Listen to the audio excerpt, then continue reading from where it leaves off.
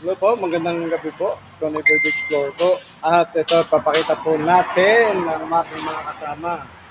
At galawin po ngayon.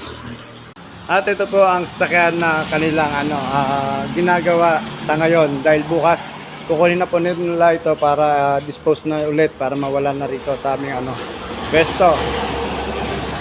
At ito po ay unang pinta muna sa spray gun. Ito naman po yung kasunod na gagawin. At ewan ko po kung ilang araw nila ito gagawin bago makuha ulit ng customer. Brad, pag ganyan, ilang araw bago magawa? Ha? 3 weeks. 2 to 3 weeks. Yan, 2 to 3 weeks daw po bago magawa at makuha ng customer namin. Dito po sa gilid na to at papunta po tayo dito sa harapan.